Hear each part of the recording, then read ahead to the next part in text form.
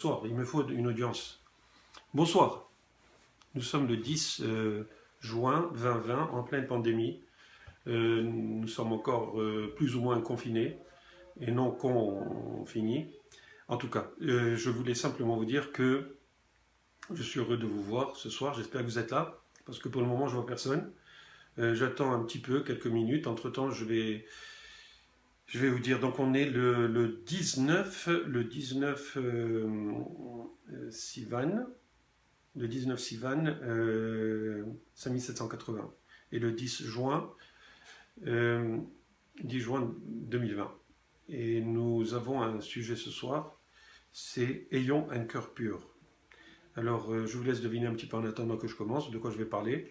Je voudrais dédier ce cours, ce shiur à cette conférence pour la réfoua chez les modes de tous les malades d'Israël, ainsi que spécialement ceux du Corona, et pour la guérison de Chaim Shlomo Ben Marcel, comment il s'appelle? Oui, Eyal Amram Ben Asenat, Chaim Yoram Shlomo Shimon Ben Claudine Mayam, et pour Meir Ben Mazal Tov, et pour Refouach Shelema aussi de Mesodi Batalia, Refouach Shelema de Refouach Shelema de Noam Shmuel Chaim Ben Yehudit, et Refouach Shelema de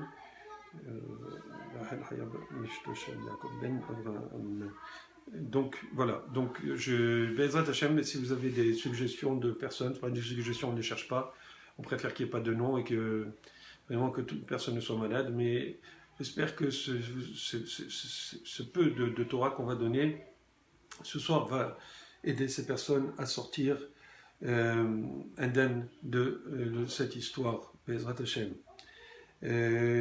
Malheureusement, il y a des malades de toutes sortes. Il y a des malades du corona, mais d'autres malades encore. Et on essaye, avec nos prières et en essayant de leur donner du mérite, de faire en sorte qu'ils puissent sortir le plus vite possible de leur mauvaise situation. Alors, comme j'ai dit tout à l'heure, le sujet de ce soir, c'est « Ayons un cœur d'enfant ». Alors, c'est un sujet dont je me suis inspiré la semaine dernière, ou plutôt en début de cette semaine. Au début de cette semaine. Bonjour Léa, si tu as des questions, tu pourras poser des questions. Et donc, j'ai eu cette inspiration en début de semaine, comme je vous disais. C'est quelque chose qui trotte dans ma tête depuis assez longtemps. Et puis, bon, cette fois-ci, ça a pris pour une raison ou une autre, c'est venu vers moi. Donc, on va parler donc de ce sujet-là. Pourquoi de ce sujet? Pourquoi parler de la pureté du cœur d'un enfant? C'est parce que, en fait, c'est qu'on on vient dans ce monde et on est tous des enfants. Et pour des raisons évidentes, on va grandir. Et on a besoin de grandir dans tous les sens, de grandir surtout au niveau, bien sûr, intellectuel. On va avoir des possibilités de grandir aussi au niveau de nos midot, et aussi on va avoir beaucoup de challenges, beaucoup de défis concernant ces midot-là. Et c'est au cours de notre vie que nous allons malheureusement être happés par le Yetzer Hara, assaillis par des circonstances et aussi par le fait simplement de la condition humaine. Nous allons être assaillis par celle-ci et nous allons malheureusement avoir de la difficulté à combattre notre Yetzer Hara et malheureusement à perdre aussi cette pureté que nous avions eue quand on est venu au monde. Vous savez, quand vous allez dans une pouponnière, c'est vrai que vous pouvez, en observant les enfants, vous pouvez voir qu'il y a des différentes personnalités. Et de la même manière, quand vous voyez aussi une portée de petits chiots ou de petits chats, vous voyez lequel sera le plus, peut-être, fort dans la vie, celui qui va réussir le mieux, parce qu'il se débrouille mieux, il arrive plus facilement aux mamelles de la maman, et il va essayer de se frayer un passage, ça va être le premier. C'est un petit peu, entre guillemets, la loi de la jungle. Mais quand même, c'est mignon, mais quand même, c'est innocent. Mais quand même, une pouponnière, c'est l'endroit, théoriquement en tout cas, où on aime aller se balader quand on va dans un hôpital plutôt que d'aller voir des malades, à moins que ce soit des malades qui sont complètement guéris ou en voie de guérison. Eh bien, quand on va dans une pouponnière, ça nous enchante. Et je vais vous dire quelque chose. Ce qui se passe, c'est que cette pureté, cette innocence, le fait que quand ils grandissent, ces petits bébés, ils ont une candeur, ils ont une honnêteté naturelle, ils ont une naïveté, ils ont une pureté qui, pour nous, nous inspire, en fait. On aurait voulu rester comme ça, bien que d'un autre côté, on veuille justement grandir dans la vie. C'est sûr que l'éducation des parents va venir et va nous donner va nous aider à grandir, va nous aider à prendre des responsabilités petit à petit. Mais néanmoins, plus on est, moins on est grand, moins on est âgé, et plus on est en contact avec la source d'où on venait. Et vous savez d'où on venait. On vient d'un endroit où la Neshama est sélectionnée par Akadosh Baruch Hu. On lui donne un corps et on lui dit qu'elle doit venir dans ce monde. Et on lui fait jurer de garder les mitzvot, de garder de se garder de faire des bêtises. Et la Neshama accepte de venir, même si elle ne veut pas. En fin de compte, elle n'a pas le choix et elle descend dans ce monde. Et quand elle descend dans ce monde, alors la première des choses qui arrive quand l'enfant naît, c'est qu'il crie. Quand il ne crie pas, on se pose des questions, on se dit qu'est-ce qui se passe? Parce que l'enfant ne veut pas venir dans ce monde. L'enfant veut rester dans ce monde de pureté, veut rester dans ce monde où tout est beau et tout est chaud et tout est agréable et tout est tempéré. Il était bien dans le corps de sa maman, il était bien avant même de rentrer dans le corps de sa maman. Il était en haut, il était avec Akadosh Baruch Hu, cette âme était dans le meilleur des mondes possibles, si vous voulez. Et donc, comment faire pour justement rendre notre âme de rendre notre âme de façon qu'elle soit aussi pure que quand on l'a reçue, quand on est arrivé dans ce monde. C'est un grand, grand défi. Alors, qu'est-ce qu'il faut faire? D'abord, il faut savoir une chose. Il faut savoir que dans la Gemara, dans Baba Batra, on parle justement qu'après le Khorban du Beth Amikdash, après la destruction du temple, on a dit, après Malachi c'était parmi les premiers prophètes, c'était le dernier prophète, les sages dans la Gemara au temps du Talmud discutent et posent la question et se demandent s'ils savaient bien qu'il n'y avait plus de prophètes. Et ils disent justement, qu'est-ce qui est mieux, un prophète ou un Talmid Chacham? Et en fin de compte, ils disent qu'étant donné qu'il n'y a plus de prophètes, un Talmid Chacham, déjà avant ils disaient qu'un Talmid Chacham est plus important qu'un prophète. Mais là, quand il y a eu la destruction du temple, alors on a dit que ça a été transmis au Talmidei Chachamim. Autrement dit, c'est que quand les Chachamim donnent leur avis sur quelque chose, et quand on parle de Chachamim, c'est pas moi, c'est pas le rabbin du coin, non, ce sont des grands Talmidei Chachamim, ce sont des érudits qui sont des grands Rosh Yeshiva et qui sont des personnes reconnues par tout l'ensemble de la population juive. Des personnes qui ont voué leur vie à l'étude de la Torah et qui deviennent les leaders du peuple juif. Et on en a grâce à Dieu, il y a toujours eu des leaders du peuple juif, de la même manière que Moshe Rabbeinu, dans son temps, qui était le plus grand des prophètes, eh ben, il était celui qui donnait la Torah au peuple juif. Eh ben de la même manière, par exemple, vous prendrez Rav Ovadia Yosef, Alav Shalom, Zatzal, ou comme vous prenez à Mavdil, le Rav Kanievski, maintenant le Rav Chaim Kanievski, ou le Rav, comment il s'appelle, le Rosh Yeshiva de l'Yeshiva, je pense, de Poniovitch, il s'appelle Edelstein, Gershon Edelstein, Rav Gershon Edelstein. Ce sont des géants de la Torah. Ce sont des gens qui font la Torah entière, plusieurs fois dans leur vie. Je dis plusieurs fois, une fois par an, ils font toute la Torah, le Talmud, la Torah écrite, la Torah orale, la Kabbalah, la Halacha, tout ce que vous pouvez imaginer, ils l'ont fait.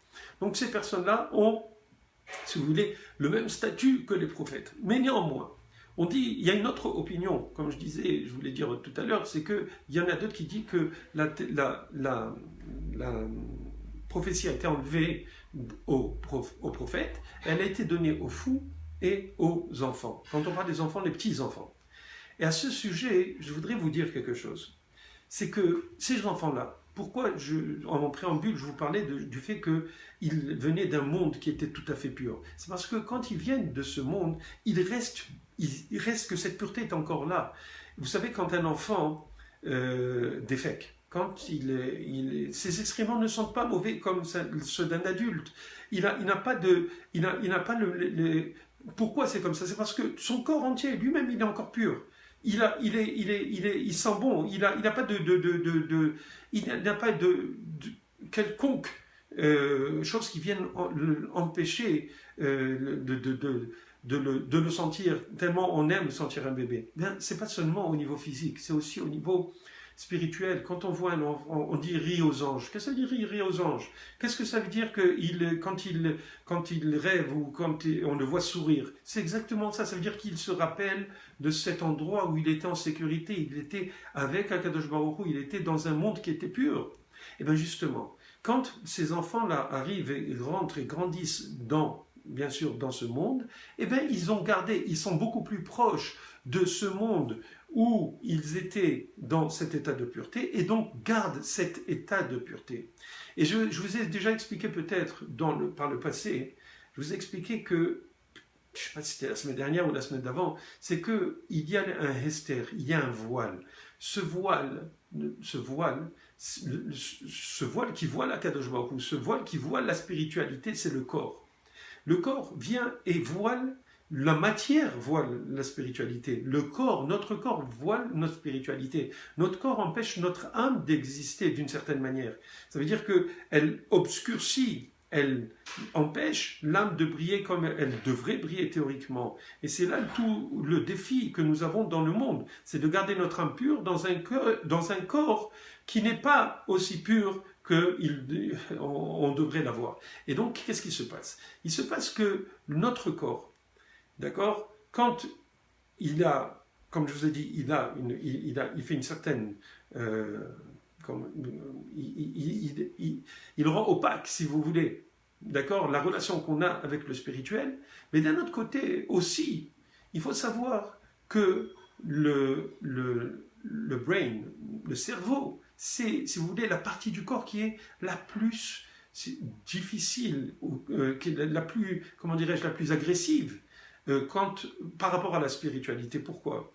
Parce que plus on grandit et plus on fait on crée des synapses avec depuis qu'on est bébé, grâce à nos sens. On développe avec nos sens, on développe une expérience. Avec cette expérience, on développe notre intelligence petit à petit. Je ne vais pas entrer dans les détails ni faire un cours d'intelligence artificielle, mais c'est comme ça qu'on apprend. C'est à travers cet apprentissage que nous grandissons et nous armons pour la vie. Mais de la même manière, l'intellect va empêcher beaucoup plus que le corps la spiritualité d'être révélée.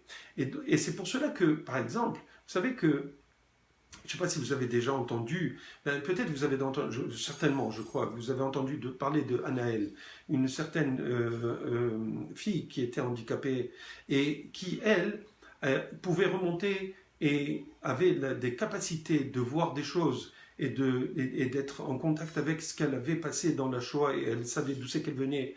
Il y a le livre d'Anaël, vous pourrez aller le lire.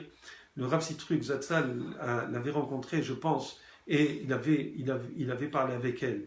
Mais écoutez, c'est pas seulement un exemple comme ça. Nous avons beaucoup d'exemples de ce type. Actuellement, en Israël, il y a un endroit où il y a des autistes. C'est un institut où ils étudient la Torah. Il y a plein d'autistes de toute façon, mais spécialement dans cet institut, ben les autistes, j'ai lu mon père est parti voir, visiter. J'ai lu des documents, j'ai lu des documentaires sur ces autistes. Eh ben, ils sont capables de donner avec ce qu'on appelle la communication facilitée, ils sont capables de donner des informations sur des choses qu'on n'aurait jamais imaginées. Ce sont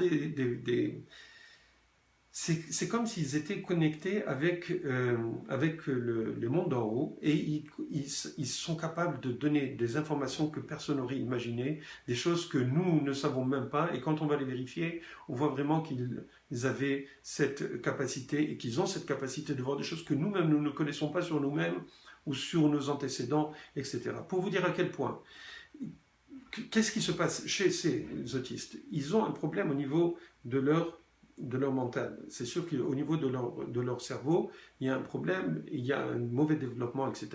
Le fait qu'ils n'aient pas pu se développer normalement, ça fait qu'il y a c'est comme ça que je l'explique personnellement. J'ai entendu des conférences sur ça, j'ai entendu des spécialistes, mais c'est ce que j'ai compris en tout cas, c'est que étant donné qu'ils n'ont pas un cerveau qui fonctionne et des capacités intellectuelles aussi grandes qu'une personne normale, ils sont capables de voir des choses et de percevoir des choses comme un enfant. Comme un enfant. Et comme je vous ai dit, l'enfant, quand il y avait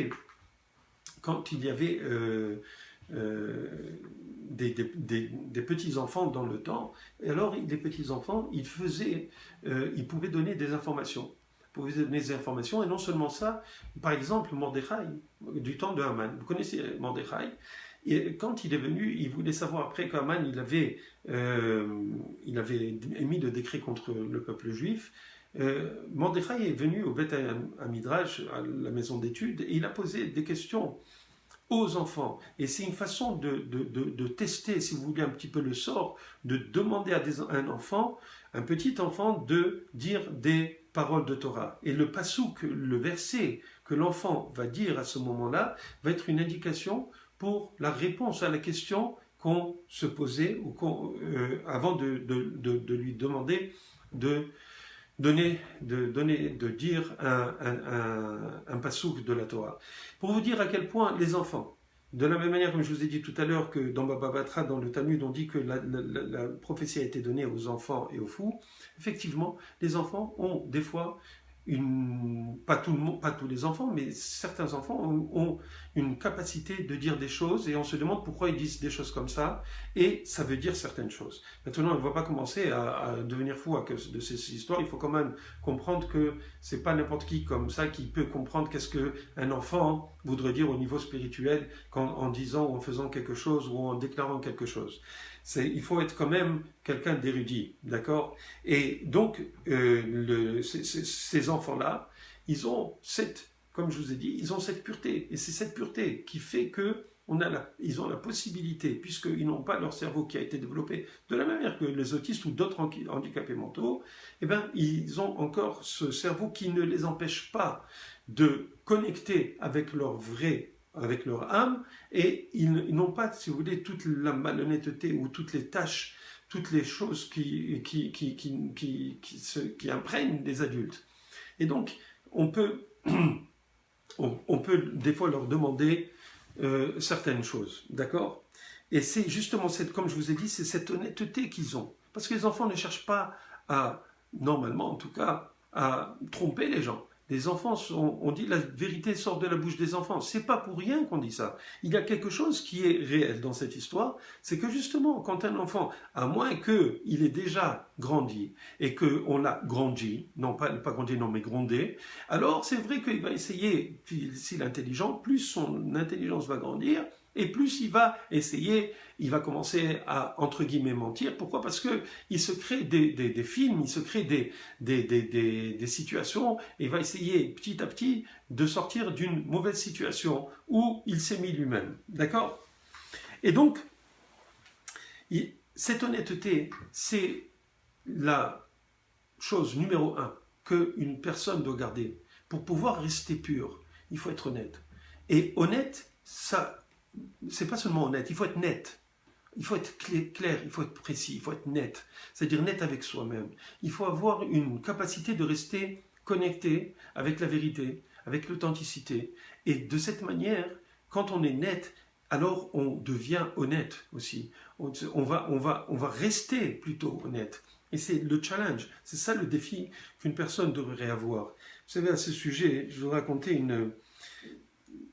un exemple d'un ami. Un ami que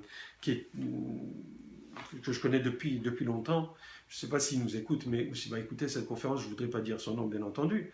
Mais il m'a raconté, et je le crois, parce que c'est une personne qui a une gentillesse naturelle et une honnêteté naturelle. Et simplement, moi je l'ai vu parce qu'il m'a posé souvent des questions. Qu'est-ce qu'on doit faire dans tel cas, dans le niveau du business qui avait raison, comment faire, comment ne pas faire. Il ne voulait pas avoir quoi que ce soit sur sa conscience. Ben, il m'a raconté une histoire qui m'a montré à quel point c'était une personne extraordinaire. Une fois, il était à la banque. Il était à la banque, mais il n'avait pas, je crois qu'il fallait pour ouvrir un compte ou pour déposer de l'argent, il n'avait pas ses pièces d'identité. Dans le temps, il fallait des pièces d'identité. On dit non, vous n'avez pas de pièces d'identité, il vous faut un permis en bonne et due forme, etc., etc. Et il n'a pas pu faire ce qu'il devait faire. Il avait besoin d'argent, il avait besoin de déposer un chèque. Je ne sais pas exactement qu'est-ce qui s'était passé. Et là, ce jeune homme, bon, écoutez, il était un petit peu outré, il ne comprenait pas pourquoi on ne le laissait pas. Bon, en tout cas, d'une façon ou d'une autre, il n'a pas pu faire. Il y a des règles, il a accepté. Il est sorti de la banque et il voit une enveloppe par terre. Une enveloppe assez épaisse, il la prend. Et il voit que c'est beaucoup de billets de dollars. Je ne sais pas si c'était 5 000 ou 10 000 dollars en billets de 100 dollars. Qu'est-ce qu'il fait? Il réfléchit et il dit, bon, il essaie de voir autour de lui si quelqu'un avait perdu. Bon, il a vu personne. Et puis il rentre, il dit, bon, étant donné que c'était sur le pas de la porte, à côté de la banque, il a décidé d'aller voir le directeur de la banque. Il demande à le voir, il est reçu par le directeur, et ce directeur, je crois que même c'est lui qui lui avait dit non, qu'il ne pouvait pas ouvrir ce compte ou déposer pour retirer l'argent, quelque chose dans le genre, en tout cas. Et là, il vient, il lui dit voilà ce que j'ai trouvé une enveloppe pleine d'argent, et je vous le donne parce que, bon, vous êtes le directeur, et donc je veux m'assurer que si quelqu'un vient, au moins que ce soit entre de bonnes mains. Et le directeur lui-même, il n'en croyait pas de ses yeux. Et je vous dirais une chose, c'est que ce garçon, c'était quelqu'un qui a fait teshuva, ok? Il mettait la kippa, à ce moment-là, il était fier de mettre sa kippa, et il a fait un kiddush Hashem énorme. Ça veut dire qu'il a sanctifié le nom de Dieu. Pourquoi? Parce qu'il mettait une kippa. Il est venu, il a rendu ce 5 ou 10 000 dollars dans cette enveloppe, il n'a pas rendu, il a donné sous la confiance au directeur pour qu'il le garde. Et là, bon, il repart. D'abord, le directeur, il dit, vraiment, je suis impressionné par ce que vous faites, etc. Bah, Hachem, c'était un grand Kiddush Hashem. Et là, qu'est-ce qui s'est passé? Il est sorti, et là, il a vu qu'il y avait un gars qui cherchait dans sa voiture, il était comme fou. Il est tourné autour de sa voiture, il cherchait en dessous, il regardait derrière, sur les banquettes arrière, et il avait... Mamash, il s'est dit, ça doit être certainement ce monsieur qui a perdu cette enveloppe. Il va chez lui, il dit, monsieur, est-ce que vous avez perdu quelque chose? Il lui dit, oui, c'était une enveloppe avec plein d'argent, avec j'avais plein de billets de banque, etc. Il dit, écoutez, monsieur, venez avec moi. Il est parti. Il l'a amené chez le directeur. Effectivement, il a récupéré cet argent. Imaginez un petit peu. L'honnêteté, qu'est-ce que ça fait? L'honnêteté, ça peut apporter un Kiddush Hashem énorme. Et il y a eu plein d'histoires, c'est pas seulement chez les Juifs, même chez des non-Juifs. On a vu qu'il y avait des gens qui ont rendu des grandes sommes d'argent. Je me rappelle d'une histoire que j'avais vue, je pense que j'avais vu sur Torah Box, une histoire qui était racontée avec quelqu'un qui avait acheté un meuble, et dans ce meuble, il y avait... un tiroir caché, et puis il avait ouvert ce tiroir, il avait trouvé, je sais pas, plein d'argent, et il a rendu. Imaginez le bien que ça fait dans le monde. Mais je vous dis quelque chose, cette personne, moi je la connais, c'est quelqu'un qui a une connexion avec le haut, avec les mondes d'en haut. Il n'est pas spécialement religieux, mais c'est un bon garçon, magnifique, je dirais même. Et cette personne, cette honnêteté qu'il a, à la limite naïveté, elle fait que quand on est avec une personne comme ça, on se sent bien. On sent qu'on est, si vous voulez, on sent qu'on est connecté avec la spiritualité. Le fait juste qu'on soit comme ça, avec une personne comme ça. Il y a quelques autres personnes que j'ai rencontrées dans ma vie, dont un cousin moi. Vous savez, c'est très intéressant de vous dire, ce cousin-là, quand il est parti voir le rabbi des Toches, que vous connaissez, la plupart d'entre vous, le rabbi des Toches de Zatzal, qui est Niftar, et l'ancien, c'est-à-dire le père, pas celui qui est actuel, il était parti le voir. Vous savez, on allait voir le rabbi des Toches dans le temps, on prenait des berachot, et c'était vraiment, c'était une expédition. À chaque fois, quand on voulait une bracha pour nous booster dans la vie, on prenait une bracha du rabbi des Toches. La première fois que je l'ai amené, il a pris la main de ce cousin. Il lui a pris la main, il n'a pas lâché pendant je ne sais pas combien de temps. Il n'a pas lâché la main de ce cousin. Et il regardait comme ça, il regardait en haut. Il était là, il ne voulait pas le lâcher. Qu'est-ce que vous pensez? Qu'est-ce que vous pensez? Et ce cousin-là, c'était quelqu'un qui a fait teshuva. Et c'est quelqu'un qui est tellement bon en lui-même, c'est quelqu'un qui a une bonté naturelle. On voit que quand on est avec lui, on est simplement bien. Eh bien, ça, ce sont des personnes qui, au fond, sont honnêtes, qui aiment le bien. Ce sont des gens qui ont un cœur pur. Et ça, ce sont des gens, même s'ils se débattent dans la vie, ils font du business et ils sont capables de faire ce qu'ils doivent faire pour pouvoir vivre, mais tout en étant honnête, tout en étant bien, tout en étant connecté avec Akadosh Baruch Hu, et ils continuent à grandir. Et ces personnes-là, je vais vous dire quelque chose, ce ne sont pas des personnes qui perdent quelque chose. Ils ne se perdent pas. Même s'ils sont passés par des moments où ils n'étaient pas religieux ou quoi, ça ne veut rien dire. La pureté de la personne reste. Quand on veut réellement, quand il y a quelqu'un qui a une neshama qui est haute, eh bien, tant qu'on n'a pas trop esquinté et qu'on est capable de revenir bitchouva, et ben toute la beauté, c'est comme un diamant qui est tombé dans la poussière, qui est tombé dans la boue, et ben qu'est-ce qu'on fait? On le lave, on le nettoie et puis il redonne toute sa brillance. Effectivement, c'est comme ça que sont ces gens. Et très souvent, même si le Yetzer Hara revient à la charge et qu'ils perdent un petit peu, mais ils reviennent. On sent qu'ils ont en eux cette honnêteté, et ça, c'est une beracha, c'est une bénédiction pour le monde. Et vous dire quelle est la grandeur de cette honnêteté. La grandeur de l'honnêteté, et pas seulement de l'honnêteté, de cette pureté, c'est que on voit que ces gens-là, s'ils développaient beaucoup plus, qu'ils développaient leur capacité, si vous voulez, spirituelle, ils deviendraient des saints. Ils ne le savent pas. Ils ne le savent pas, mais moi je vous le dis, c'est ça la réalité. On raconte une histoire. Si je me rappelle bien, je l'ai vu, je l'ai entendu du Rav Snir Gweta, un conférencier extraordinaire en Israël, un jeune homme qui a fait teshuva, c'est un footballeur. Un footballeur en Israël. Depuis qu'il était jeune, depuis qu'il avait 10 ans, il l'a envoyé à Haïfa dans une école où il avait une éducation. En même temps, il faisait partie du club. Et petit à petit, il a grimpé. Il est devenu un footballeur professionnel avec maison, voiture, essence, une paye, je ne vous dis pas. Et alors qu'il avait une famille qui était religieuse, lui, il a grandi dans cet établissement Haïfa. Et petit à petit, bien sûr, il a perdu toute notion pas toute notion, mais il s'est éloigné énormément de tout ce qui était les valeurs juives. Et quand il a commencé à être professionnel, alors c'était pire parce qu'il avait le succès, il avait l'argent, les filles, les nanas, les clubs, tout ce que vous voulez. Comme après des matchs, il est devenu une étoile montante. Et tout d'un coup, il est parti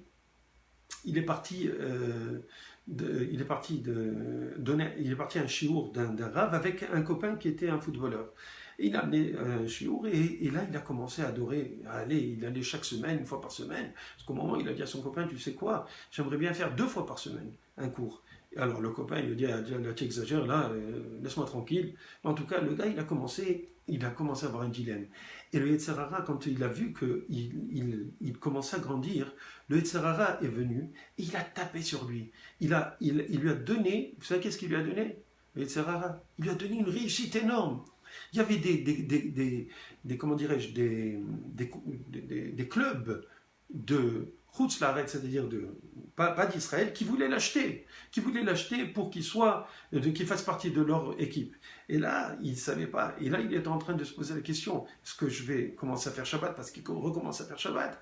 Il disait, mais si je reste ici, ou c'est que même si je vais à Chypre, par exemple, et ben là-bas, il voulait l'acheter. Il a dit, moi, je ne peux pas. Comment je vais faire le Shabbat? C'est pas possible. En fait, compte, il a décidé qu'il allait faire le Shabbat et qu'il allait arrêter d'être un footballeur. Il a arrêté. Il a dit maintenant, je vais devenir un avraire. Je vais étudier la Torah. À quel âge 25, 26 ans, il a lâché tout. Et il est parti étudier la Torah. Et maintenant, il donne des shiurim, des conférences partout en Israël. Il est connu de partout. Et il a un charme fou. C'est quelqu'un qui raconte les choses de façon extraordinaire. Il a étudié la Torah. Il connaît la Torah sur le bout de la langue. Il a constamment, il a une intelligence, une vivacité, un charme. Baruch Hashem, il est heureux. Parce que maintenant, il sert au peuple juif. Il fait quelque chose. Et en fait, il marque beaucoup de buts. Mais des buts spirituels. Et bien, ce Rav, il racontait l'histoire de Rabbi Abba. Rabbi Abba, c'est celui qui a écrit, il me semble, la Hydra, il a transcrit comment dirais-je, le Zohar. Et il me semble bien que c'est Rabbi Abba. Et ce Rabbi Abba, on lui avait demandé de faire des téphilotes pour la pluie, parce qu'il y avait la sécheresse. Et Rabbi Abba vous savez, Rabbi Abba, il raconte, ce Rav Snir, il raconte que Rabbi Abba, il n'avait que des paroles. Il constamment, là où il allait, où il marchait, il n'avait pas 4 pas sans dire des paroles de Torah. Imaginez quelqu'un qui était aussi saint que ça. Constamment, il était en train de dire des paroles de Torah, constamment. Même, je ne sais pas s'il dormait. Quand il dormait, il parlait. Mais en tout cas, c'est certain qu'il rêvait certainement de paroles de Torah. En tout cas, ce que je peux vous dire, c'est que ce Rabbi Abba, il avait prié. Il priait et puis la pluie ne venait pas. À un moment donné, il devait faire la tefila. Il y a un avraire qui vient, un jeune rabbin, qui lui dit « Ça ne te dérange pas que je fasse la Shaliyat Tzibour, que je sois l'officiant ?» Il dit, bien sûr, vas-y mon fils. Et l'officiant, quand on fait la répétition de la Hamida, on dit Mashi Varouar, celui qui ramène le vent. Et quand il dit ça, ce jeune rave, et le vent commence à souffler partout. Un vent terrible qui arrive. Morida Geshem, qui est le mot, parce qu'on dit Mashi Varouar ou Morida Geshem, la pluie qui s'abat, rien à voir avec mon nom. Alors, la pluie s'abat, à ce moment-là, dès qu'il a dit Morida Geshem, Rabbi Abba, il était étonné. Il a dit, comment je ne comprends pas. C'est extraordinaire. Qu'est-ce que tu fais pour avoir mérité que quand tu dis Mashivarouar, Akadosh Baruch Hu, il t'écoute, il envoie le vent. Quand tu dis Morida Geshem, alors Akadosh Baruch Hu, il envoie la pluie. C'est magnifique. Qu'est-ce que tu fais? Il lui dit, moi, qu'est-ce que je fais? Il lui dit, qu'est-ce que tu fais dans ta vie? Il lui dit, moi, je suis un enseignant pour les petits-enfants. Ah bon, tu es un enseignant pour les petits-enfants, et qu'est-ce qui se passe? Il lui dit, j'enseigne, Shema Israël, Torah Tziva Lanu Moshe Morasha Keilat Yaakov, les petits-enfants, je leur enseigne. Alors il dit, alors ça va, mais je veux dire, il y en a plein d'enseignants comme ça. Même si tu le fais de tout cœur, c'est pas une raison pour que tu aies ce mérite que Akadosh Baruch Hu, il écoute et qu'il t'envoie toute la pluie quand tu le demandes, au moment où tu le demandes. Il y a quelque chose qui... Je ne me rappelle pas de ce qu'il lui a dit. Il lui a demandé, il lui a dit, dis-moi qu'est-ce que tu fais? Comment tu te comportes? Alors, il a dit, il y a 3 choses que je fais. Moi, je ne me rappelle pas des 3 choses, mais je me rappelle de 2. Il a dit, je ne fais pas de différence entre les riches et les pauvres. Les enfants des riches et les enfants des pauvres. Pour moi, tous les enfants sont les mêmes. Je donne la même intensité, la même attention à chaque enfant, qu'il soit d'une famille riche ou d'une famille pauvre.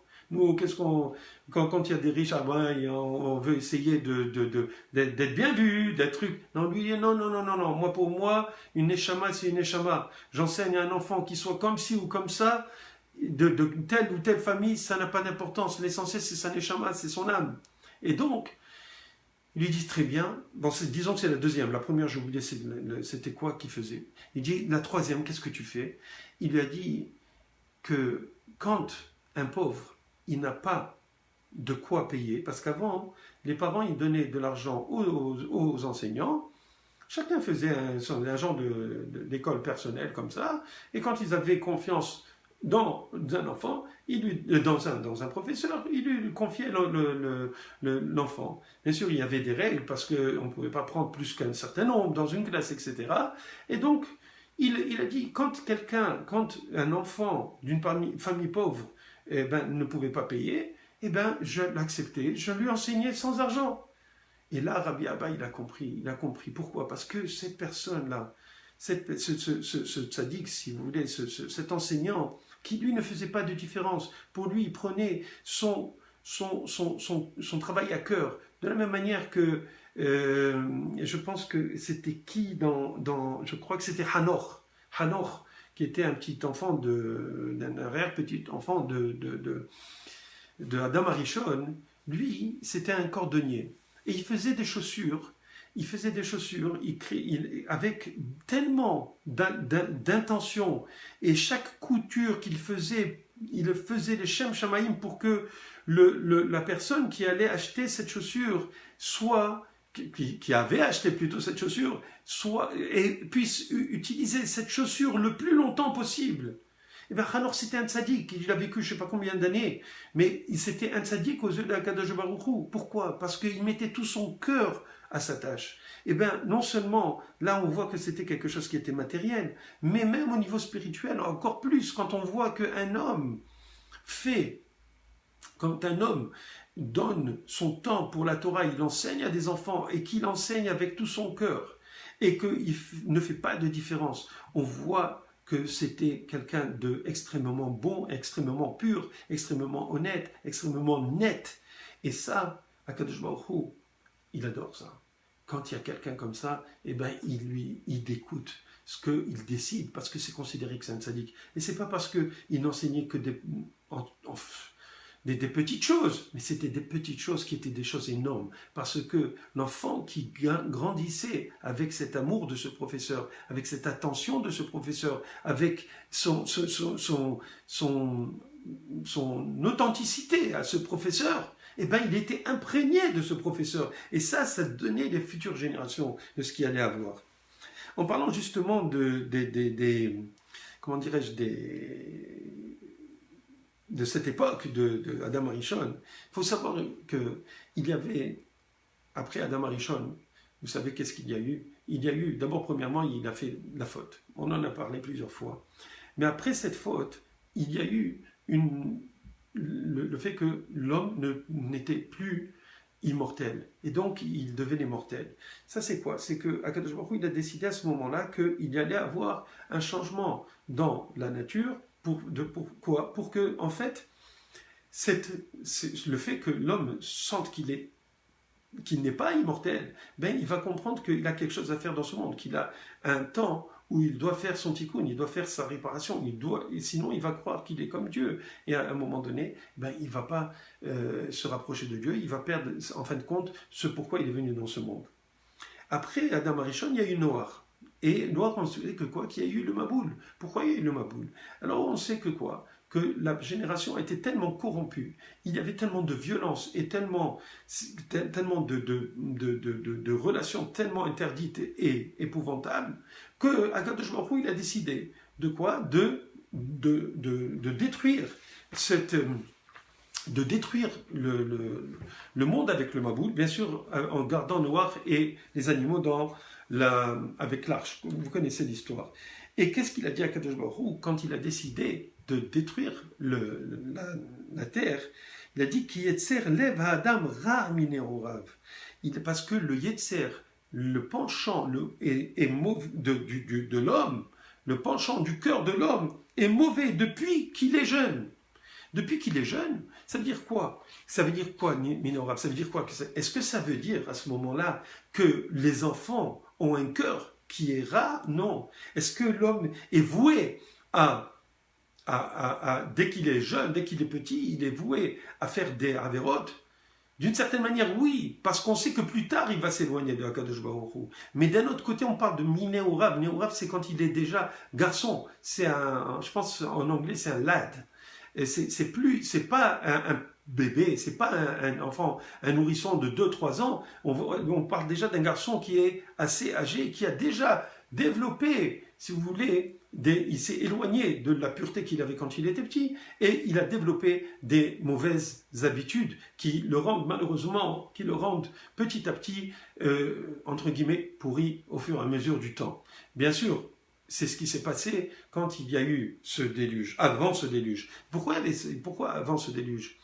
Avant, vous savez que la terre, elle n'avait pas d'axe penché. Il y avait un printemps constant. Et ce n'est qu'après que le déluge, que Akadosh Baruch Hu, il a changé, il a tilté la terre, et ce qui a donné les saisons. Mais en fait, dans ce temps-là, bien sûr, on sait qu'après Adam Arishon, la punition qu'il avait, c'est qu'il devait travailler la terre, mais il travaillait la terre une fois par 40 ans. En 40 ans, une fois par 40 ans, il devait labourer et il devait semer. Et ils avaient un printemps continu, tout était magnifique. Mais malheureusement, quand on est bien, quand on n'a pas ni des tempêtes de neige, quand on n'a pas des chaleurs extrêmes, on n'a pas besoin de chauffage, on n'a pas besoin de climatiseur, on ne rentre pas dans une voiture à moins 40. Eh bien, vous savez quoi? On croit qu'on est en vacances constamment.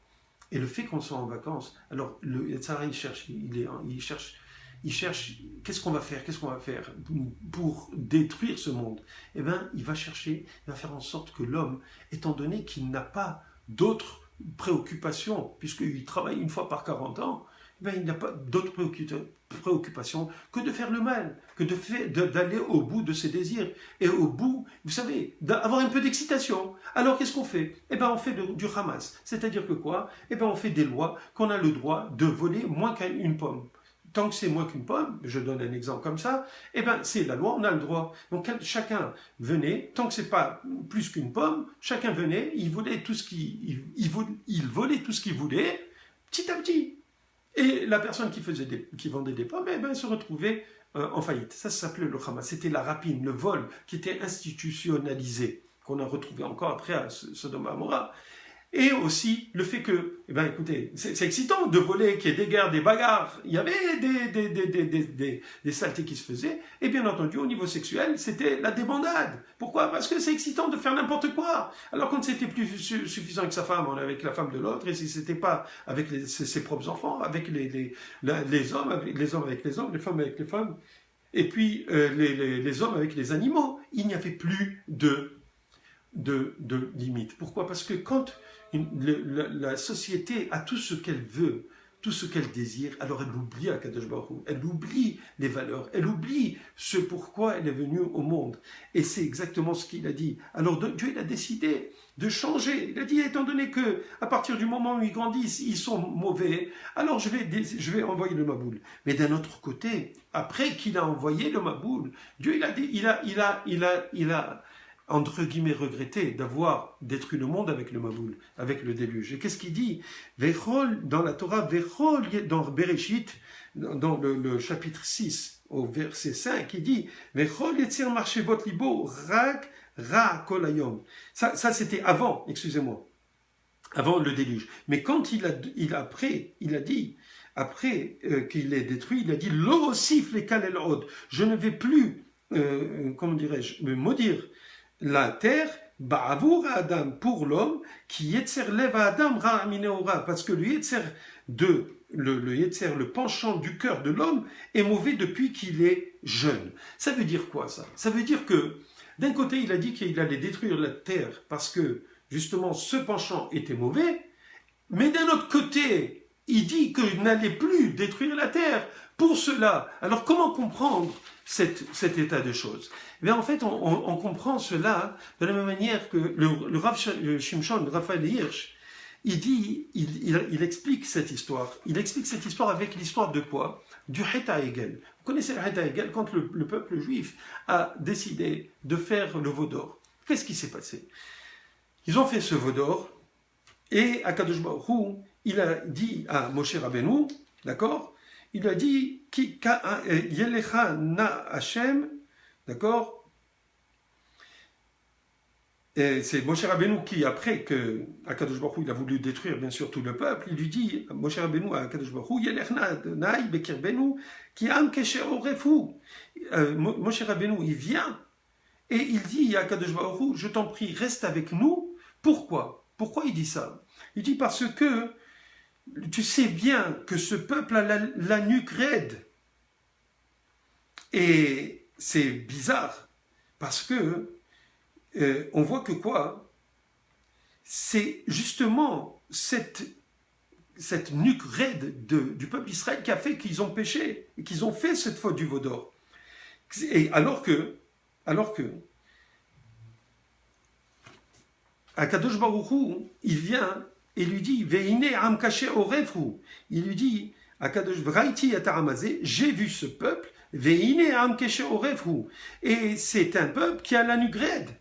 Velachen, lo e'ele bekirbecha, c'est pour cela que je ne vais pas venir avec toi, ça veut dire je ne vais pas t'accompagner dans le désert, je ne vais plus vous accompagner en tant que Dieu, qui am kaché orefata, parce que tu es un peuple à la nuque raide.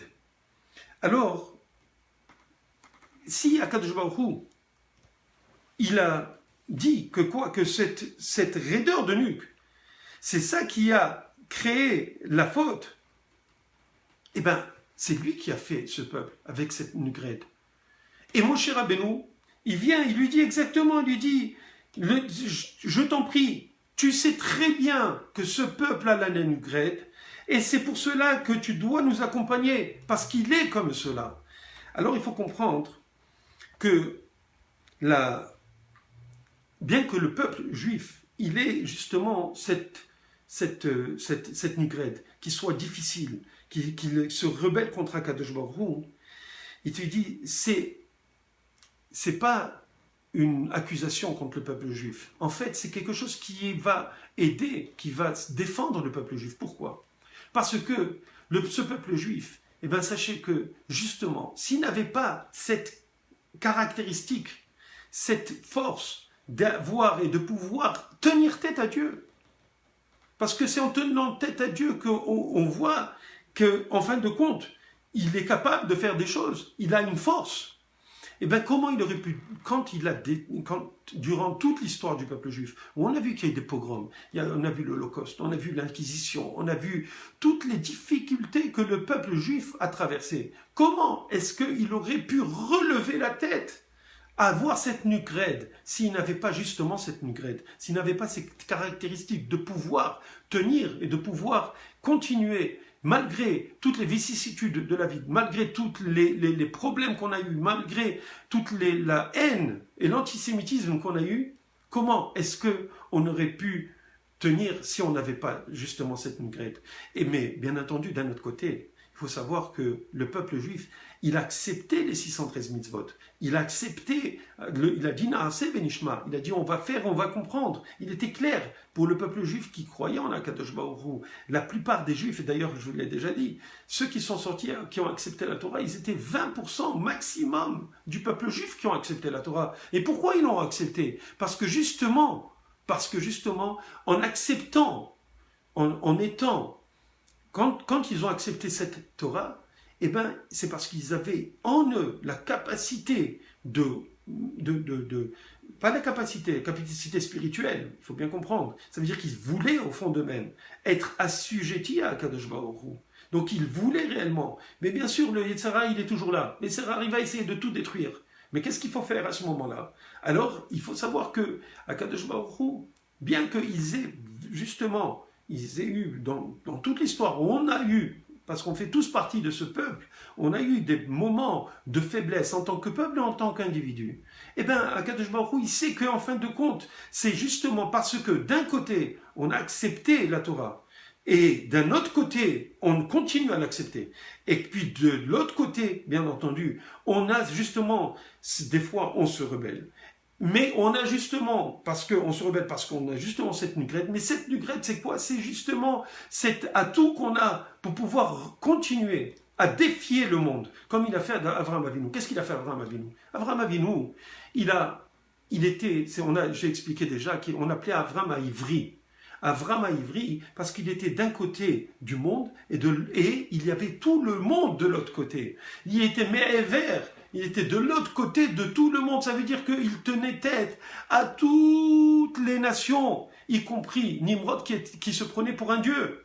De la même manière, Paro se prenait pour un dieu. De la même manière, Nebuchadnezzar se prenait pour un dieu. Et pourtant, le peuple juif lui a tenu tête. On a tenu tête à tous ces démagogues qui se prenaient pour des dieux. Et grâce à ça, Abraham et sa descendance, c'est-à-dire nous, on est capable de mener la mission à bien, de montrer qu'on est capable de rester fidèle à Kadosh Baruch Hu, de montrer qu'on est capable de faire le tikkun d'Adam Arishon. Et c'est ce qu'on est en train de faire. Et non comme certains qui appellent, je vous dirais, certains démocrates actuels, parce qu'on vit dans une société où tout va de travers. Et vous savez que malheureusement, aux États-Unis, il y a beaucoup de juifs qui sont ou athées, ou réformistes, ou conservateurs, ou reconstructionnistes. Ces gens-là sont la majorité d'eux. Ce sont des démocrates. Et ces démocrates, eux, vous savez que leur objectif, c'est de faire en sorte qu'il n'y ait plus de différence ni entre hommes ni entre femmes. Et je dirais même que dans certains États, il me semble bien, je suis pratiquement certain, qu'il y a même une législation qui permet dans certains États, de tuer l'enfant pour lequel une femme voulait avorter et qui est né quand même, et ben, de le tuer après sa naissance. Imaginez une loi qui protège ça. Et Donald Trump essaye de justement invalider cette loi.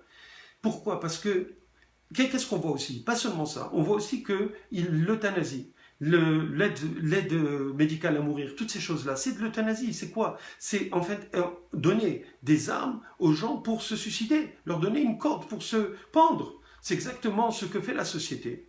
Et je vais vous dire quelque chose. Moi, je suis assez perplexe. Je suis perplexe par rapport à une chose.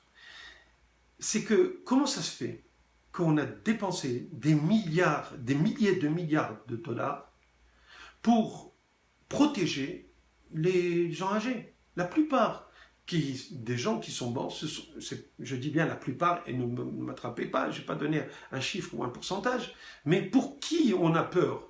On a peur que les gens âgés meurent, que nos parents, Hazve Shalom, ne meurent.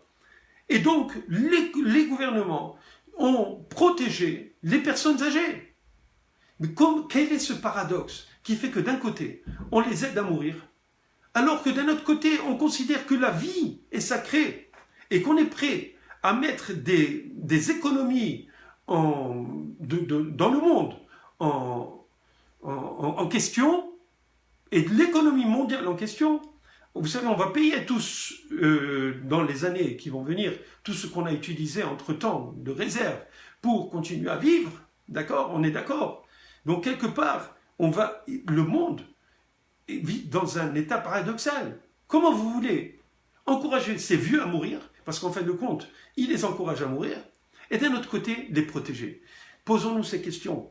Et peut-être qu'Akadosh Baruch Hu nous a envoyé cette pandémie. Pourquoi? Pour nous montrer que, effectivement, vous voulez vous débarrasser des vieux en leur donnant les pilules qu'il faut et les médicaments pour qu'ils puissent dormir éternellement. Alors moi, je vais vous envoyer une pandémie où vous allez devoir jouer vraiment clair.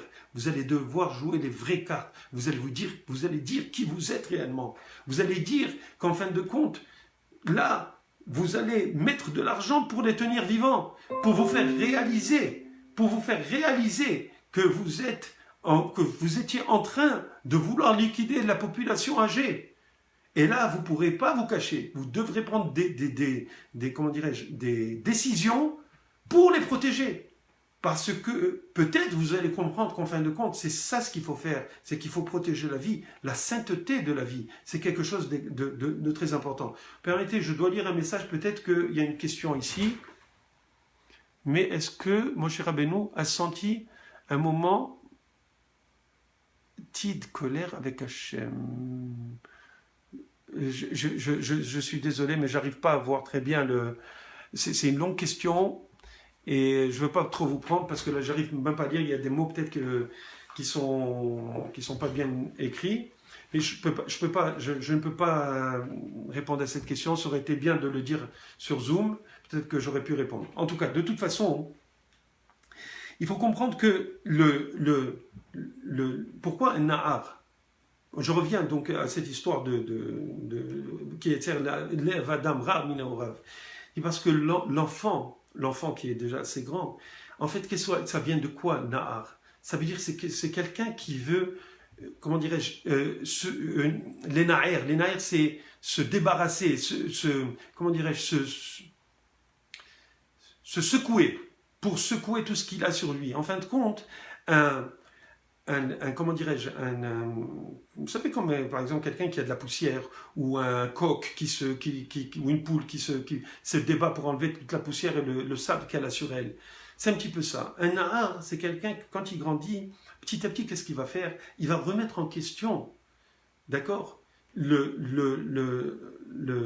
comment dirais-je, les enseignements des parents. Il va mettre en question toutes les valeurs. Il va se révolter. Et c'est, en fin de compte, la crise de l'adolescence. Jusqu'au moment où, et c'est pour ça qu'on dit, qui Yetzer l'Ev Adam Ra Mina Orav, que le Yetzer, le penchant du cœur de l'homme, est mauvais depuis sa Néourav, c'est-à-dire depuis son adolescence, depuis qu'il devient un grand garçon. Il veut justement, il a le Yetzer Hara qui rentre. Et là, il va remettre les choses en question. Mais s'il a une éducation qui est bonne à la base, il va revenir. Et quand il va réapparaître au niveau adulte, là il va voir les valeurs qu'on lui a enseignées qui vont revenir à lui, et il va revenir à lui-même.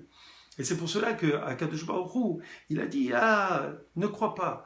Quand j'ai dit que je ne vais plus détruire la terre, parce que justement, il avait vu que le Yetzer, le penchant du cœur était mauvais depuis le jeune âge, et bien en fait c'est parce qu'il savait qu'en fin de compte, c'était un passage obligé, c'est-à-dire on doit passer par justement cette remise en question, et qui c'est qui fait en sorte qu'on ait cette remise en question? C'est Akadosh Baruch Hu qui nous a donné cette capacité de remettre les choses pour justement mieux accepter les choses après.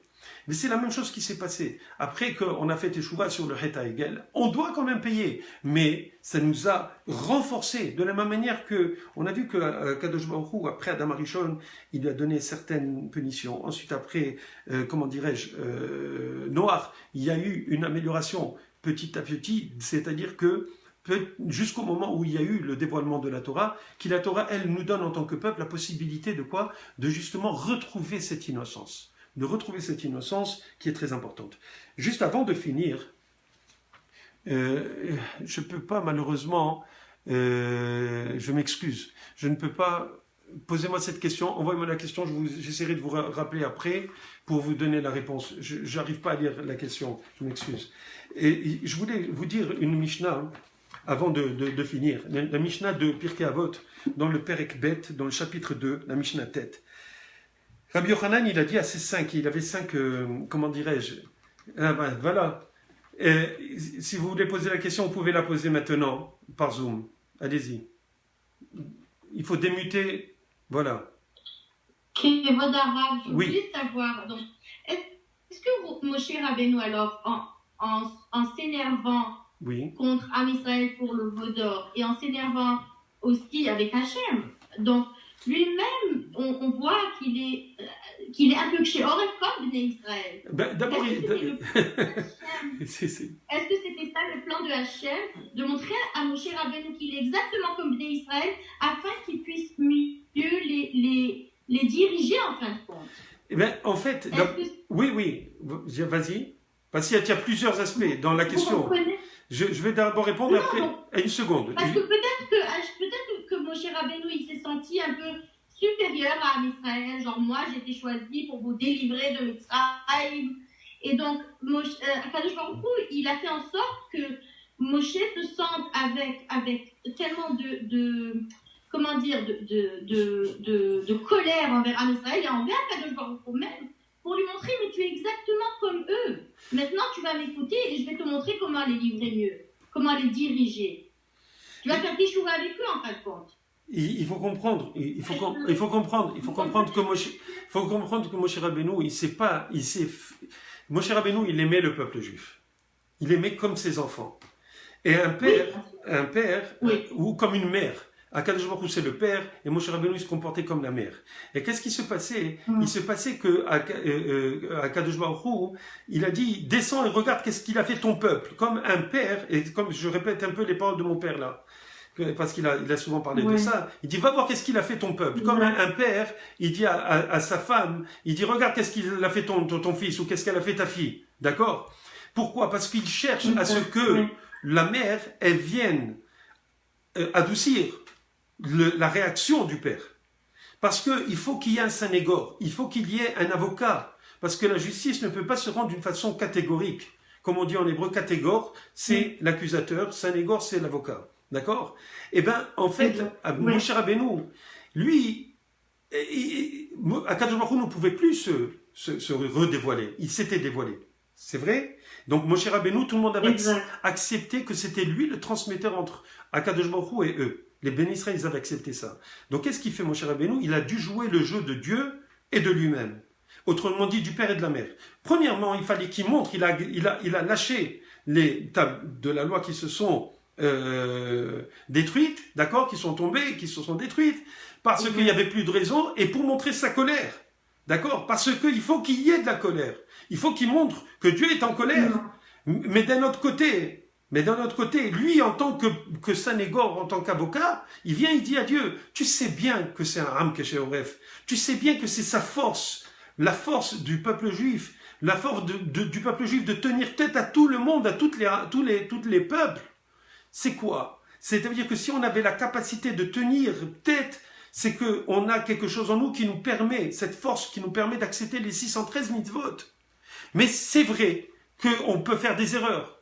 Alors là, Moshe, il dit à Akadosh Baruch Hu, hey, tu sais que c'est toi qui les as fait avec un Kesher Oref. C'est toi qui as fait Abraham avec un Kesher Oref. C'est toi qui nous as donné cette force pour qu'on tienne tête. Alors, tu sais, que tu viens avec nous, ne nous lâche pas, parce qu'on est ton peuple, parce qu'on va continuer à faire le tikkun de Adam Arishon. Et c'est sur nous que tu comptes. Tu comprends? C'est ça ce qu'il lui dit Moshe Rabbeinu.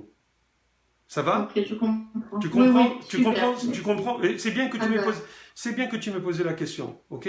Si vous avez d'autres questions, ne vous gênez pas, je vous en prie. C'est important que le message passe bien. En tout cas, absolument. Il n'y a pas de quoi. Je vais justement vous dire à quel point c'est important d'avoir un bon cœur et justement de garder cette honnêteté et cette pureté du cœur, qui est la chose la plus importante à garder. Pourquoi? Je dirai à la fin, je ne veux pas le dire maintenant. Amar Lahem, Rabbi Yochanan, je vous dis juste la moitié de la Mishnah, ça suffira.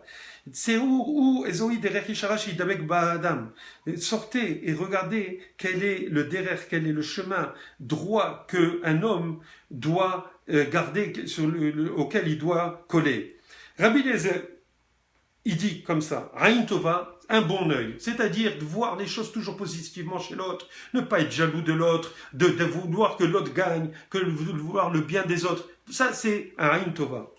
Rabbi Yoshua Omer, Havertov, Rabbi Yoshua dit, Qu'est-ce qu'un homme il devrait retrouver, rechercher? Un bon ami. Pourquoi? Parce qu'un bon ami, qu'est-ce qu'il va faire? Il va lui, comment dirais-je, il va lui faire des petits reproches. Il va lui montrer, il va lui donner des conseils. Il va lui donner il va être à côté de lui, il va le supporter, d'accord? Donc, on voit que quoi? On voit que ça, c'est un haver. Ça, c'est un vrai haver, ça, c'est un vrai ami. Mais qu'est-ce qui est encore mieux? Rabbi aussi dit Shachen Tov, un bon voisin. Pourquoi? Parce que l'ami, on ne le voit pas constamment. Mais un voisin, on l'a à côté de nous constamment. Donc un bon voisin, il va être là toujours à nous, dans le bien, dans le mal, il va nous faire des reproches des fois, ou ça va devenir un ami parce qu'on va rester, parce qu'il est tov, parce qu'il est bon. Alors on va rester avec lui. Bien sûr, cette personne, elle doit être considérée aussi un haver, et aussi elle doit être aussi avec un aïn tov. Donc elle doit avoir toutes ces qualités.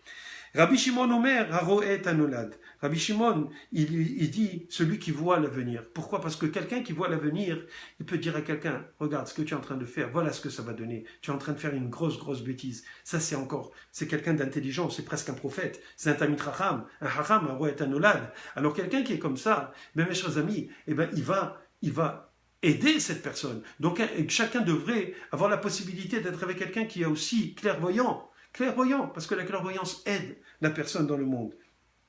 Et après, Rabbi Elazar ben Arach, il dit Lev Tov. Lev Tov, c'est quoi? Un bon cœur. Pourquoi? Parce que quelqu'un qui a un bon cœur, c'est quelqu'un qui a quelqu'un qui a un bon cœur, c'est certain qu'il a un œil qui est bon.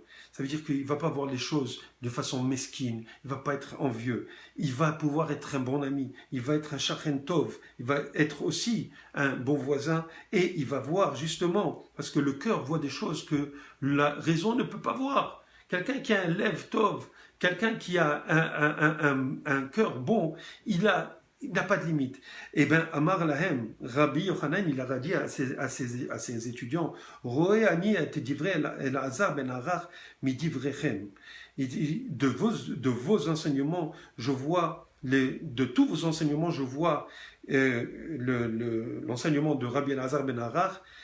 Pourquoi chez Bichlal Devarav d'Ivrechem? Parce que dans ses paroles à lui, qui a dit que le Lev Tov, quelqu'un qui a un bon cœur, eh bien, il a justement tous ces aspects que vous avez dit chacun d'entre vous. Donc on voit que quoi?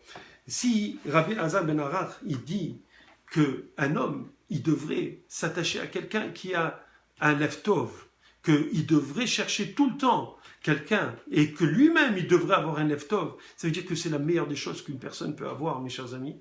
C'est ça ce qui nous... Et c'est la chose la plus difficile. Pourquoi? Parce que dans le cœur, il y a des pulsions. Et ces pulsions, elles nous attirent à faire du mal. Et quand on est attiré à faire du mal, si on a overcome, comme on dit, si on a gagné après ces années où on a perdu un petit peu la boussole, on a fait des bêtises, on a voulu faire notre expérience, on a voulu remettre, on a été âme cochée au rêve par rapport à notre père ou à notre mère, on s'est débattu, on a remis les choses en question, eh bien c'est pas grave. Si on a un bon cœur, alors on va revenir à justement retrouver les vraies valeurs du peuple juif.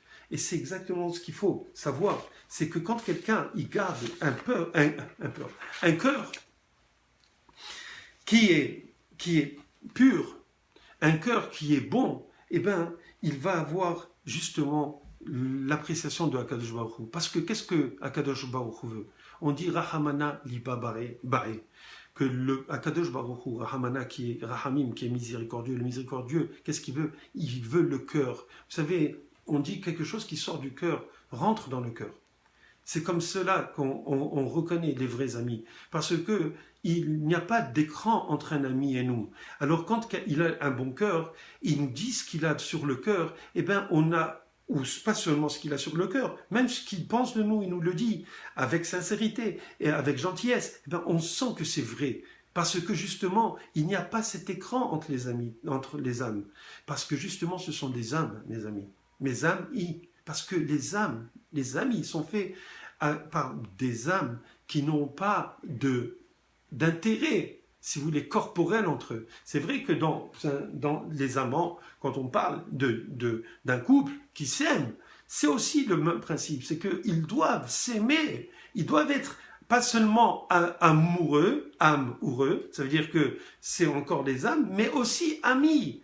C'est ça l'idée. L'idée, c'est que quand il y a justement, c'est pour ça que quand on arrive, des fois, on est dans un couple et la personne, on rentre et directement, notre femme ou notre mari nous dit, qu'est-ce que tu as aujourd'hui? Qu'est-ce qui se passe? Pourquoi? Parce qu'il n'y a pas d'écran entre nous. Ben en fait, c'est exactement ce que Akadosh Baruch Hu, il veut. Akadosh Baruch Hu, il veut que l'homme c'est l'histoire de Shirachirim. Quand vous lisez Shirachirim, c'est l'histoire de Akadosh Baruch Hu avec sa bien-aimée qui est le peuple juif. Il veut pas qu'il y ait d'écran entre lui et nous. C'est ça l'idée. L'idée, c'est que justement, qu'il y ait ce cœur pur, qu'il y ait ce cœur d'enfant. Garder, retrouver le cœur d'enfant qu'on a. Retrouver le cœur d'enfant qu'on a. Mais comment on retrouve ce cœur d'enfant? C'est dur. C'est dur pourquoi? Parce qu'on doit travailler. On est tous des diamants, j'espère. Bon, c'est pas tout le monde. Je veux dire, il y a des classifications dans les diamants, on le sait. Les G, les J, les couleurs et ce que vous voulez, les impuretés et pas impuretés. Bon, mais néanmoins, quand on prend un diamant et on le polit et on nettoie toutes les saletés, toutes les scories, eh bien, il recommence à briller. Ben, c'est exactement ça. Et cette pureté, il faut la retrouver. Et pour cela, malheureusement, des fois, on est tombé, on s'est sali, on a esquinté un petit peu la brillance du diamant. Eh bien, on doit se relever, on doit retravailler, on doit le nettoyer. Et après, ça revient. Après, ça rebrille. Et c'est ce qu'Akadosh Baruch Hu, il veut retrouver le diamant. Parce que quand on arrive au Olam Haba, on doit revenir avec un cœur pur. On doit revenir comme nous, on est parti. Comment Dieu nous a envoyés dans ce monde. On nous a envoyés avec un cœur pur, un cœur d'enfant. Ces enfants-là qui sont, eux, comme des prophètes. Parce que nous, on est capable aussi d'avoir. Il y a des gens qui sont capables, il y a des gens qui sont capables d'avoir justement, c'est pas tous, je dis pas tout le monde, mais en grande partie, on a tous cette capacité, chacun à son niveau, de briller et de justement, l'essentiel, écoutez bien, si un diamant qui a une impureté, parce qu'il a eu cette impureté, eh bien, vous savez, des fois, qu'est-ce qu'il faut faire? Il faut le casser pour enlever l'impureté. Et après, on le retaille. Et puis, on ressort deux plus petits diamants. Mais ce qu'il y a, c'est que les plus petits diamants, ils seront purs. Ils seront brillants. Et Akadosh Baruch Hu, il sait faire ces choses-là. Il nous donne des opportunités dans la vie où on va pouvoir, justement, des fois se briser pour pouvoir rebriller. N'ayons pas peur. Et pour cela, ce qu'il faut, c'est étudier de la Torah. Étudier de la Torah, étudier le moussar. Le moussar, c'est quoi? C'est l'éthique juive, la morale juive. Étudier le moussar. Vous savez, le Pélé Yoretz, il dit que quand on a une heure à mettre de limoud, d'études dans la semaine, qu'est-ce qu'on doit faire? Qu'est-ce qu'on doit étudier? Aleph Bet, Bereshit, la Gemara? Non. 1 heure de moussar. Et je pense que c'est le Pélé Yoretz, oui, exactement, le Pélé Yoretz. Il faut faire cela. Quand on fait cela, quand on fait cela, eh bien, oui, on arrive. Et petit à petit, on va étudier encore plus. De plus en plus, on va étudier de la Torah. Et de plus en plus, on va nettoyer ce diamant. Et de plus en plus, on va avoir le cœur de l'enfant qu'on était quand on est venu au monde. Et une des façons, et je remercie Shani de nous envoyer ce message, c'est de remercier Akadosh Baruch Hu pour tout ce qu'on a. Je l'ai dit aujourd'hui à mon fils, on discutait de Keshem Shemavrim, Mevarechim ala Tova, Mevarechim ala Ra, on discutait de ce thème. Et pourquoi, comment est-ce qu'on est capable, comment est-ce qu'on peut être Mevarech, comment on peut bénir Akadosh Baruch Hu pour quelque chose qui est entre guillemets mal? Premièrement, il faut savoir qu'il n'y a rien de mal. Akadosh Baruch Hu ne fait rien de mal. Rien de mal. Il ne nous fait rien de mal, il ne nous fait rien de mal. Mais comment avoir accepté de... Le type, il a perdu 1 million, il dit Baruch Hashem, j'ai perdu 1 million. Vous imaginez un petit peu, c'est de la folie. Mais comment on peut dire quelque chose comme ça? Eh bien, mes chers amis, il faut d'abord remercier Dieu à tous les moments, à tous les instants possibles. À chaque fois qu'on peut avoir, qu'on a une conscience que Akadosh Baruch Hu, il nous a donné quelque chose de bon. Vous avez mangé une bonne orange, une orange Sunkist, mais bonne. Une vraie orange Sunkist bonne, fraîche, pulpeuse, douce, un petit peu acidulée, magnifique. Tu fais la beracha boré peretz, tu fais boré nefashot, mais après tu dis à Kadosh Baruch Hu, waouh, quelle orange, merci. Tu prends une bonne pêche juteuse, douce, un petit peu acidulée. Tu manges, tu dis Borené Facha, tu fais tout. Après, tu dis Akadosh Baruch Hu, merci. Vraiment, une fois par vie, je peux goûter une chose comme ça. Merci beaucoup de m'avoir fait goûter ça. Théoriquement, on devrait faire même chez Rianou, presque. On ne peut pas le faire. Mais pour vous dire, on le fait chez Rianou justement avant, quand c'est la première fois qu'on le prend. Quand on le trouve au marché. Quand c'est la vraie, pas la bidon. Eh bien, imaginez, quand on met une voiture en marche, on remercie. En hiver, combien de fois on a tourné comment dirais-je, la clé, ça faisait tic, tic, tic, tic, tic, tic, tic. Oui, c'est pas tout le temps qu'on peut démarrer une voiture. Ben, quand on démarre, de temps en temps dire Baruch Hashem, la voiture elle marche, elle démarre à moins 40. Magnifique, Baruch Hashem. Merci ce que tu m'as donné, merci pour mes enfants, merci pour mon mari, merci tout ce que j'ai, Baruch Hashem, grâce à Dieu. Chaque jour, on fait des berachot organisés, les berachot hachachar, les berachot de la tefila où on remercie Akadosh Baruch Hu, on loue Akadosh Baruch Hu, on remercie Akadosh Baruch Hu. Mais toutes ces choses-là, ça nous permet de garder le cœur pur. Toute l'étude de la Torah, le travail du moussar sur les midot, sur les qualités, travailler ces qualités, eh bien, petit à petit, on grandit. Et là, on se met des défis. Et là, on devient de plus en plus proche de Akadosh Baruch Hu. Et c'est là que quand à 90 ans, 100 ans, 120 ans, pourquoi pas, quand on part de ce monde, on part avec une âme qui est, Bezrat Hashem, plus grande. Pourquoi? Parce que quand on repart dans notre monde avec une âme qui devait se salir, parce que quand on vient dans cette terre, on vient dans ce monde, on se salit. Mais quand on repart de ce monde avec une âme qui est certainement plus grande, plus propre, plus belle que celle que Akadosh Baruch Hu nous a donnée, parce que justement on a travaillé, on a passé toute cette vie, et bien justement, Akadosh Baruch Hu, il est content de nous. Et là, on peut avoir, et sachez que les grands prophètes, c'était très souvent des enfants, au début. C'est comme dans Yirmiya, il avait dit à Akadosh Baruch Hu, il a dit, je t'ai vu dans le ventre de ta mère. Et c'était un enfant quand il a commencé à prophétiser, il me semble. Donc, voyez un petit peu, les enfants, ils ont ce cœur pur. Regardez vos enfants, regardez les enfants autour de vous.